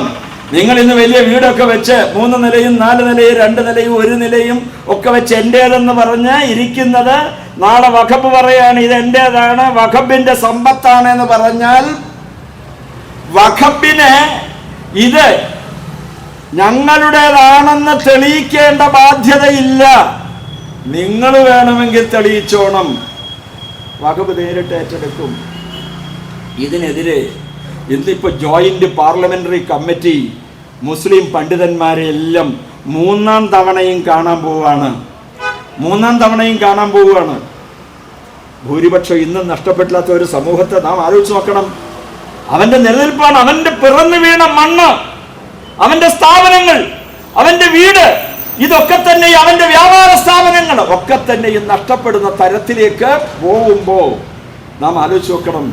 നാം കയ്യും കെട്ടി നിൽക്കണം. അപ്പോഴും പൊക്കോട്ടെ എന്ന് പറയുന്നത് മാതിരി, ഞാൻ നേരത്തെ സൂചിപ്പിച്ചത് മാതിരി, സാക്ഷാൽ സർവേശ്വരൻ ജഗദീശ്വരൻ വിളിച്ചാൽ വിളി കേൾക്കുന്ന സങ്കല്പം ഇവന്മാർക്ക് ഭയമാണ്. കാരണം എന്താണെന്നറിയോ? കലിയുഗവരതനായ ഭഗവാൻ പൊന്നയ്യപ്പൻ ആർക്കൊക്കെ കൊടുത്ത? അന്നത്തെ ADGPക്ക് മാത്രമല്ല, രഹിന ഫാത്തിമ, പിന്നെന്തൊക്കെ കാണിച്ചു? തനി വട്ടായിരുന്നു. മക്കളുടെ മുമ്പിൽ തുണിയില്ലാതെ കിടന്നിട്ട് പടം വരയ്ക്കുന്നു. എന്തൊക്കെ ചെയ്തിട്ടും ഇപ്പം എന്താണെന്നറിയോ? എവിടാണെന്ന് പോലും, ഏത് മാളത്തിലാണ് വസിക്കുന്നതെന്ന് പോലും ഇപ്പം അറിയാൻ പറ്റത്തില്ല. ബിന്ദു അമ്മണി പോയത് എന്താണെന്നറിയോ? പിന്നെ കാണുന്നത് അങ്ങ് ഡൽഹിയിലെ കർഷക സമരം. പിന്നെ ഇവർ ഏത് കൃഷിയാണ് ചെയ്തതെന്നുള്ളത്. തിരുവനന്തപുരം ഭാഗത്ത് കൃഷി എന്ന് പറഞ്ഞു കഴിഞ്ഞാൽ ഉണ്ടല്ലോ, എന്താ ജോലി എന്ന് ചോദിക്കും. ജോലി ചോദിക്കുമ്പോൾ ചെറുപ്പക്കാർ പറയും കൃഷിയാന്ന് പറയും. എന്താ കൃഷി എന്നറിയാമോ? അവിടെ ഈ നമ്മൾ ചുമ്മാ സുഹൃത്തിൻ്റെ കൂടെ ഒക്കെ നടന്ന് വെച്ച് പതുക്കെ കയറിയിരുന്ന് കുശാലായിട്ട് ഹോട്ടലിൽ നിന്ന് റെസ്റ്റോറൻറ്റിൽ നിന്നൊക്കെ അടിച്ച് ഫിറ്റായിട്ട് റെഡിയായിട്ട് ബില്ല് കൊടുക്കാൻ നേരത്തെ ഞാൻ ഇതാ വരുന്നതെന്ന് പറഞ്ഞിട്ട് എണീറ്റ് പോകുന്നവരുന്നുണ്ടല്ലോ. കുട്ടികളുടെ ഭാഷയിൽ പറഞ്ഞാൽ ഓസിന് ഉണ്ണുക എന്ന് പറയത്തില്ലേ, അതിനെയാണ് കൃഷി എന്ന് പറയുന്നത്. അപ്പം അതിലത്തെ ഈ രഹിന ഫാത്തിമയുടെയും ബിന്ദു അമ്മണി അവിടെ പോയിട്ട് കൃഷി എന്താണെന്ന് അറിയില്ല. ഏതായാലും കർഷക സമരത്തിൻ്റെ മുൻപന്തിയിൽ ബിന്ദു അമ്മണി ഉണ്ടായിരുന്നു. പാവം മറ്റേ കക്ഷിയുടെ കാര്യമായിരുന്നു വലിയ കഷ്ടം. എന്താ പറയുക, കനകദുർഗയുടെ തിരിച്ചു വന്നപ്പോൾ ഭർത്താവ് പറഞ്ഞു പൊക്കോളാൻ പറഞ്ഞു, സ്വന്തം അമ്മ പറഞ്ഞു പൊക്കോളാൻ പറഞ്ഞു. അപ്പം ഞാൻ വിചാരിച്ചാ ഇതെന്താ കാര്യമെന്ന് ചോദിച്ചിട്ട് പറഞ്ഞു എന്താണെന്നറിയാം. അത് അപ്പോൾ രാമായണ കാവ്യത്തിൽ അലക്കുകാരൻ പറഞ്ഞില്ലേ, അലക്കുകാരൻ പറഞ്ഞു ഒരാൾ പറഞ്ഞു സീതാദേവി പരിശുദ്ധിയാണെന്ന് എല്ലാവർക്കും അറിയാം, ഈ അലക്കുകാർക്കും അറിയാം. പക്ഷേ എന്നിട്ടൊന്ന് രക്ഷപ്പെടാം. പക്ഷേ ഇയാൾ പറഞ്ഞു ഞാൻ അതൊന്നും പറയുന്നില്ല, പക്ഷേ 22 ദിവസം ആരൊക്കെയായിരുന്നു നിന്നെയും കൊണ്ടുപോയ പോലീസ് ഉദ്യോഗസ്ഥന്മാരെന്ന് എനിക്ക് അറിയാനുള്ള അവകാശമുണ്ട്. Right to information act. ഞാൻ നിന്നെ മിന്നു ചാർത്തി പുടവ തന്ന് നിന്റെ അച്ഛനിൽ നിന്നും കന്യാദാനമായി നിന്നെ സ്വീകരിച്ച ഞാന് ഇവിടെ ഇരിക്കുന്നത് പഴം വിഴുങ്ങാനല്ല, മറിച്ച് നീ എവിടൊക്കെയാണ് പോയത്? കുടകിൽ എവിടായിരുന്നു മോള്? എന്തായിരുന്നു പരിപാടി? ഈ 22 ദിവസം എന്തായിരുന്നു? എന്തിനു വേണ്ടിയാ കാത്തിരുന്നത്? ഇന്ന് പാവം കനകദുർഗ വഴിയാധാരമാണ്. അമ്മയ്ക്ക് വേണ്ട, സഹോദരങ്ങൾക്ക് വേണ്ട, ഒന്നും വേണ്ട. VS അച്യുതാനന്ദൻ്റെ രാഷ്ട്രീയ ഭാവി എവിടെയായിരുന്നു? കേരളത്തിലെ കമ്മ്യൂണിസ്റ്റ് പ്രസ്ഥാനത്തില് മുടിചൂട മന്നനായി വാണിരുന്ന VS അച്യുതാനന്ദനെ തകർത്തത് സാക്ഷാൽ സർവേശ്വരനായ ജഗദീശ്വരനായ കലിയുഗവരതനായ വിളിച്ചാൽ വിളി കേൾക്കുന്ന സ്വാമി അയ്യപ്പൻ ശബരിമല ശ്രീധർമ്മശാസ്താവ് പണി കൊടുത്തതാണ്. പിണറായി വിജയൻ പാവം ഒരു ദിവസം പോലും അത്താഴം കഴിച്ച്, നിങ്ങൾ കഴിഞ്ഞ ദിവസം പത്രത്തിലൊരു വാർത്ത വന്നിരുന്നു, അദ്ദേഹം കഴിഞ്ഞ ഈ സമയത്ത് മുഖ്യമന്ത്രി ആയിരിക്കെ അദ്ദേഹത്തിന് ആശുപത്രി ചെലവ് എത്രയെന്നറിയാം? മരുന്ന് വാങ്ങിച്ച ഇനത്തിൽ 78 ലക്ഷം രൂപയാണ്. 78 ലക്ഷം രൂപ. എന്താണെന്നറിയാമോ? ആദികേറിയതാണ്. ഇന്നും കിടന്നുറങ്ങുന്നുണ്ടോ പാവം? മകളെ മുസ്ലിമിന് കൊടുത്തു, ഭഗവാനെ എന്തൊക്കെയാ ഇനി സംഭവിക്കാൻ പോകുമെന്ന് അറിയില്ല. PV അൻവർ ഓരോന്ന് വിളിച്ചു പറയാണ്. എന്തിനു വേണ്ടിയാണെന്ന് അറിയാമോ? മുഹമ്മദ് റിയാസിനെ മുഖ്യമന്ത്രിയാക്കാൻ. EP ജയരാജനെ എടുത്തു കളഞ്ഞു. P ജയരാജൻ ഇപ്പോഴാണ് വെളിപാട് വന്നിരിക്കുന്നത്. അയാൾ പറയുന്നു കേരളത്തിലെ ISIS-ലേക്ക് റിക്രൂട്ട്മെന്റ്, ഇസ്ലാമിക ഭീകര സംഘടനയിലേക്ക്. ആ ഭീകര സംഘടനയുടെ വനിതാ നേതാവിനെയാണ് പൂർണ്ണത്രയീശന്റെ തിരുമുറ്റത്ത് എല്ലാവിധമായ ഔപചാരികതയോടുകൂടി കെട്ടി എഴുന്നള്ളിച്ച് കയറ്റെന്ന് പറയുമ്പോ, അമ്മമാരെ, തൃപ്പൂണിത്തറയിലെ എൻ്റെ അമ്മമാരെ, നിങ്ങളുടെ വീടുകളിൽ ഇപ്പൊ ചൂലില്ലേ? കുറ്റിച്ചൂലുണ്ടായിരുന്നില്ലേ? ചാണകത്തിൽ, എരുമച്ചാണകത്തില് അല്ലെങ്കിൽ വഴി കിടക്കുന്ന ഏതെങ്കിലും ചാണകത്തിൽ അതിട്ടിട്ട ആ ചൂല് കൊണ്ട് അടി കൊടുക്കേണ്ടതല്ലായിരുന്നു ഇറങ്ങി വന്നപ്പോൾ കയറ്റിയവനെയും കയറിയവളെയും നാം ആലോചിക്കണം. നമ്മുടെ ക്ഷേത്രത്തില് എന്തവകാശം? ഒരു മുസ്ലിം ഇവിടെ കയറിയാൽ അവൻ എന്തു പ്രാർത്ഥിക്കും? പൂർണ്ണത്രയീശനെ പ്രാർത്ഥിക്കുമോ? നാം ആലോചിച്ച് നോക്കണം. എന്തിനു വേണ്ടി? അപ്പൊ ഇതെല്ലാം തന്നെ ഉദ്യോഗസ്ഥന്മാർക്ക് എന്തെങ്കിലുമൊക്കെ നേട്ടം കാണും. പക്ഷേ എൻ്റെ പ്രിയ സുഹൃത്തെ, ഉദ്യോഗസ്ഥന്മാരെ, നിന്റെയൊക്കെ 7 തലമുറ മുടിഞ്ഞു വെണ്ണീറാകും എന്നതിന് 2 പക്ഷമില്ല. എത്രയോ എത്രയോ കഥകള്, എത്രയോ തിരുവിതാംകൂർ ദേവസ്വം ബോർഡിന്റെ മുൻ പ്രസിഡന്റന്മാരിൽ ഒരാള് അവസാന കാലഘട്ടത്തില് എന്റെ കൺമുമ്പിൽ കണ്ട കാഴ്ചയാണ്. ഭഗവാന്റെ തിരുമുറ്റത്ത് 18-ാം പടി കയറി നിറകണ്ണുകളോടെ പൊന്നു 18-ാം പടിക്ക് മുമ്പില് സോപാനത്ത് നിന്നുകൊണ്ട് വിരലുകൾ ചുരുണ്ട് ആമവാദം ബാധിച്ചവനെ പോലെ നിന്ന് ഒരു വെള്ളിക്കാശെടുത്ത് വലത് കൈയുടെ ഈ തണ്ടയിൽ വെച്ചുകൊണ്ട് ഇടത് കൈ കൊണ്ട് തട്ടി, ഞാൻ നട തുറന്നാൽ ആദ്യം കാണുന്ന കള്ളന്മാരെയും കൊള്ളക്കാരെയുമാണെന്നാണ്. അപ്പൊ ഞാൻ പതുക്കെ അതിനെപ്പറ്റി ഒരു അന്വേഷണം നടത്തിയപ്പോൾ എന്താണെന്നറിയാമോ? ഒന്ന്, അവിടുത്തെ വൻകിട ശബരിമല കേന്ദ്രീകരിച്ച് പ്രവർത്തിക്കുന്ന കള്ളപ്പണം വെളുപ്പിക്കുന്നതിൻ്റെ ചില ഏജന്റന്മാരുണ്ട്. അവര്, അവിടുത്തെ ചില സ്ഥിരം കോൺട്രാക്ടർമാർ, പിന്നെ ദേവസ്വം ജീവനക്കാര്, പോലീസ് ഉദ്യോഗസ്ഥന്മാർ, മറ്റു ചില സർക്കാർ ഉദ്യോഗസ്ഥന്മാർ, ഇവരാണ് ആദ്യമേ മുമ്പിൽ നിൽക്കുന്നത്. ഭഗവാൻ പറഞ്ഞതാണ്, എന്താ പറയുന്നത്? ഞാൻ നട തുറന്നാൽ ആദ്യം കാണുന്നത് കള്ളന്മാരെയും കൊള്ളക്കാരെയുമാണെന്ന് പറയുന്നു. അപ്പൊ ഇവിടെ എന്താണ് അവരുടെ ലക്ഷ്യം? അവരുടെ ലക്ഷ്യം ഇന്നും അവർ കൈവച്ചിരിക്കുന്നത് ഈ 2018 വിധി ഇന്ന് എന്തുകൊണ്ട് സെറ്റസൈഡ് ചെയ്ത് തൽക്കാലത്തേക്ക് അത് മരവിപ്പിച്ചു നിർത്തിയിരിക്കുന്നു? എന്തുകൊണ്ട്? വിശ്വ ഹിന്ദു പരിഷത്ത് അതിന് റിവ്യൂ പെറ്റീഷൻ കൊടുത്തതുകൊണ്ട്, വിശ്വ ഹിന്ദു പരിഷത്തിന്റെ അന്നത്തെ പ്രസിഡന്റ് ശ്രീ S ജയരാജ് കുമാർ മുഖാന്തരം അന്നത്തെ പ്രസിഡന്റിന്റെ വ്യക്തിപരമായ പേരില് 15 സംസ്ഥാനങ്ങളെ പ്രതിയേർത്തുകൊണ്ട് കേന്ദ്ര സർക്കാരിനെ 1-ാം പ്രതിയാക്കിക്കൊണ്ട് തിരുവിതാംകൂർ ദേവസ്വം ബോർഡിനെയും എതിർകക്ഷിയാക്കി ചേർത്തുകൊണ്ട് റിട്ട് പെറ്റീഷൻ കൊടുത്തു. ആ റിട്ട് പെറ്റീഷൻ പരിശോധിച്ചപ്പോ, കൃത്യമായ വാദമുഖങ്ങൾ ഉയർത്തിയപ്പോ, അവിടെ ജഡ്ജിമാർക്ക് മനസ്സിലായി ഇത് ഒരു പോക്കിന് പോവില്ല. അല്ല എങ്കിൽ എന്ത് സംഭവിക്കുമായിരുന്നു? ഒരു 4 ജഡ്ജിമാർ പറഞ്ഞത് മാറ്റി പറയുമോ? ഇപ്പൊ റിവ്യൂ പെറ്റീഷൻ ഒരിക്കലും ഇത് ചെയ്യില്ല. അങ്ങനെ റിവ്യൂ പെറ്റീഷൻ ഒപ്പം റിട്ട് പെറ്റീഷൻ വിശ്വ ഹിന്ദു പരിഷത്തിന്റെ ചെയ്തപ്പോ ഇവര് വിചാരിച്ചിരിക്കുന്നത് എന്താണെന്നറിയാമോ? വിശ്വ ഹിന്ദു പരിഷത്ത് ഈ കേസ് കുറയാവുന്ന ഇട്ടിട്ട് പോവും. അപ്പോ ഭഗവാന് സിവിൽ വ്യവഹാര നിയമപ്രകാരം ലഭിച്ചിരുന്ന പ്രത്യേകമായ ആനുകൂല്യങ്ങൾ ഉണ്ടായിരുന്നു.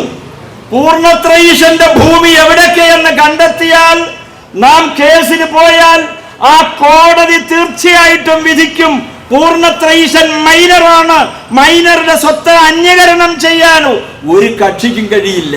അഡ്വേഴ്സ് പൊസഷൻ ആക്ടും ബാധകമല്ല. അപ്പൊ തിരിച്ചു കൊടുത്തേ മതിയാവുള്ളൂ. അതുകൊണ്ടാണ് ഇവരെന്താ കയറിയിരിക്കുന്നറിയാമോ?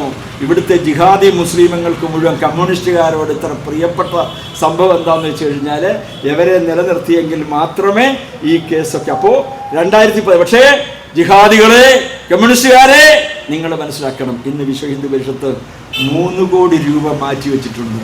ഞാൻ നിങ്ങളോട് സംസാരിക്കുമ്പോൾ എൻ്റെ സംസ്ഥാന ട്രഷറർ ഇവിടെ ഉണ്ട്. 100 രൂപയ്ക്ക് ഇന്ന് വിഷമിക്കുകയാണ് വിശ്വ ഹിന്ദു പരിഷത്ത്. പക്ഷേ ശബരിമല കേസ് നടത്തുന്നതിന് വേണ്ടി, ഇവിടുത്തെ ഭക്തജനങ്ങൾക്ക് വേണ്ടി, ഹൈന്ദവ സമൂഹത്തിന് വേണ്ടി പണമില്ലാത്തതിൻ്റെ പേരിൽ ആ കേസ് പരാജയപ്പെടാൻ പാടില്ല. അതിനുവേണ്ടി പണം മാറ്റി വെച്ചിട്ടുണ്ട്.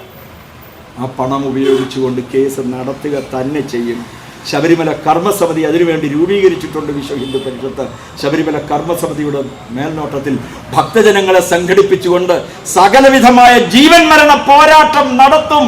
അതുകൊണ്ട് എവരെ ജിഹാദികളും കമ്മ്യൂണിസ്റ്റുകാരനും വിചാരിക്കുന്നത് ഇന്നല്ലെങ്കിൽ നാളെ സുപ്രീം കോടതിയിൽ നിന്ന് അവർക്ക് അനുകൂലമായ വിധി വന്നാൽ ഈ ക്ഷേത്ര സ്വത്തുക്കൾ എല്ലാം തന്നെ തങ്ങളുടെ കൈപ്പിടിയിൽ ഒതുക്കാമെന്ന് കരുതുന്നു എങ്കിൽ എൻ്റെ മക്കളെ, പൊന്നുമോനെ, ഇതൊന്നും നടക്കുന്ന കാര്യമല്ല. ജമ്മു കാശ്മീരിലെ 1990 വരെ അവിടെ സമാധാനം ഉണ്ടായിരുന്നു എങ്കിൽ 90 മുതൽ ഹിന്ദുക്കൾ വിട്ടുപോവുക, അല്ലെങ്കിൽ ഈ താഴ്വര വിട്ടുപോവുക, അല്ലെങ്കിൽ മതം മാറുക, ഇല്ലെങ്കിൽ നിങ്ങളുടെ കുഞ്ഞുങ്ങളെ ഞങ്ങൾ കൈക്കലാക്കും, നിങ്ങളുടെ സ്ത്രീകളെ ഞങ്ങൾ കൈക്കലാക്കും എന്ന് പറഞ്ഞ് ഭീഷണിപ്പെടുത്തി പണ്ഡിറ്റുകൾ മുഴുവൻ അവിടുന്ന് പ്രാണരക്ഷാർത്ഥം ഓടിയെങ്കിൽ അന്ന് മുതൽ ഇന്ത്യൻ സൈന്യത്തിന് നേരെ ഇന്ത്യൻ പട്ടികളെ കടന്നു പോകൂ. സൈന്യത്തിന് നേരെ കല്ലെറിയുന്നു, അവർക്ക് നേരെ വെടിയുതിർക്കുന്നു, പാകിസ്ഥാനി നുഴഞ്ഞുകയറ്റക്കാർക്ക് സംരക്ഷണം കൊടുക്കുന്നു, ഭീകരന്മാർക്ക് അഭയമരുളുന്നു. ഇന്ന് ജമ്മു കാശ്മീരിലെ പിള്ളേരല്ലേ ഇന്ന് പള്ളിക്കൂടത്തിൽ പോകുന്നുണ്ട്, യൂണിവേഴ്സിറ്റികളിൽ പോകുന്നുണ്ട്. ഇപ്പൊ ഇലക്ഷൻ ആദ്യഘട്ടം നടന്നു കഴിഞ്ഞിരിക്കുന്നു. അതുകൊണ്ട് ഈ ഭൂമി ഇത് മോക്ഷഭൂമിയാണ്, കർമ്മഭൂമിയാണ്, ക്ഷേത്രഭൂമിയാണ്. ക്ഷേത്രാചാരങ്ങളെ മുറുകെ പിടിച്ചുകൊണ്ട് ജീവിക്കുന്ന ജനത.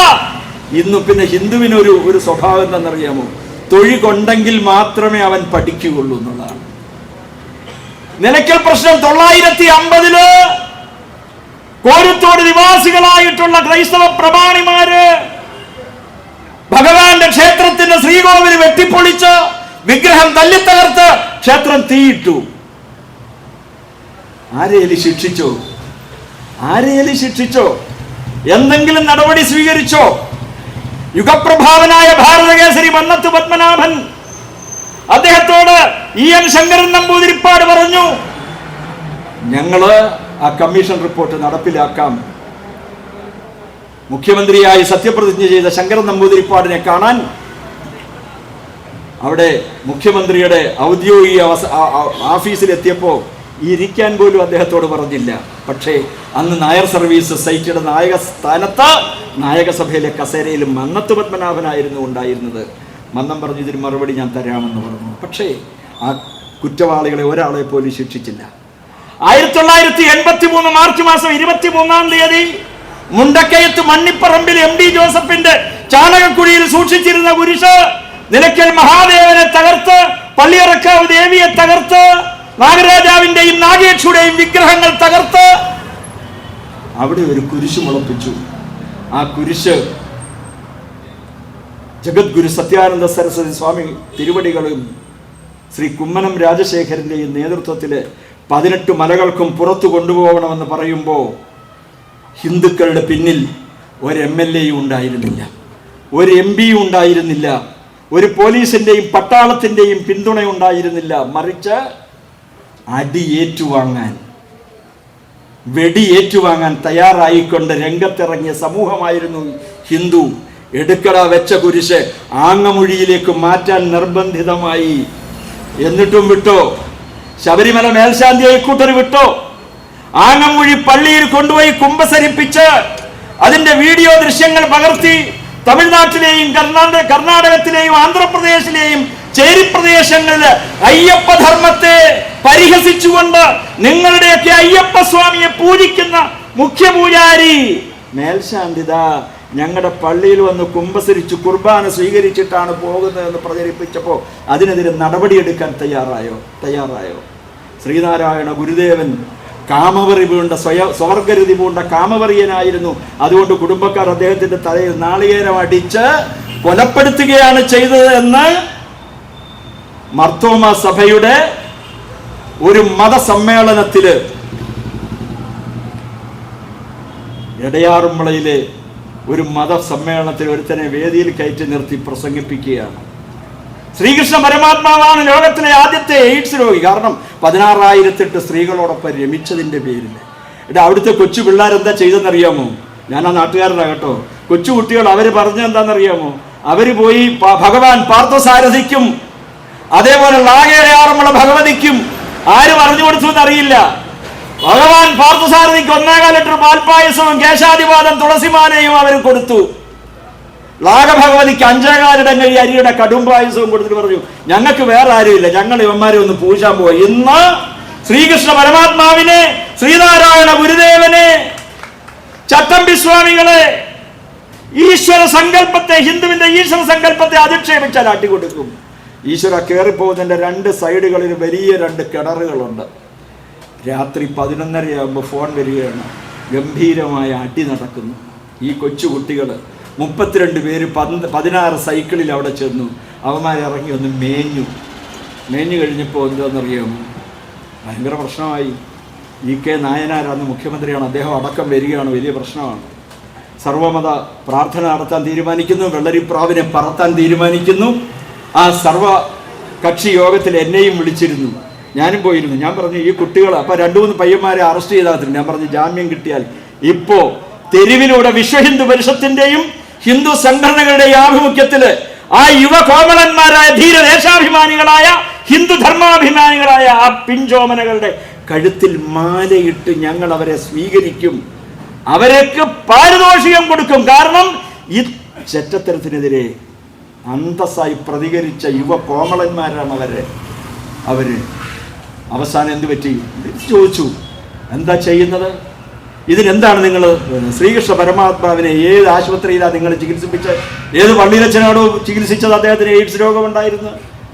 ശ്രീനാരായണ ഗുരുദേവനെ പറ്റി ഈ പ്രസ്താവന, ആ കുട്ടികൾ ഇതെല്ലാം തന്നെ ടേപ്പ് റെക്കോർഡർ, അന്ന് ഈ നമ്മുടെ മൊബൈലൊന്നുമില്ല, ടേപ്പ് റെക്കോർഡർ കൊണ്ടുവച്ച് പയ്യന്മാർ ഇതെല്ലാം റെക്കോർഡ് ചെയ്തിരുന്നു. മിടുക്കന്മാരാണ്. ആര് കൊടുത്ത ബുദ്ധിയാണെന്നറിയാമോ? ലാഗയുടെ ആറന്മുള ഭഗവതി കൊടുത്ത ബുദ്ധിയാണ്, ഭഗവാൻ പാർത്ഥസാരഥിയായ ശ്രീകൃഷ്ണൻ കൊടുത്ത ബുദ്ധിയാണ്. അവരിതൊക്കെ ചെയ്തിരുന്നു. ഇതൊക്കെ കേൾപ്പിച്ചു കൊടുത്തു.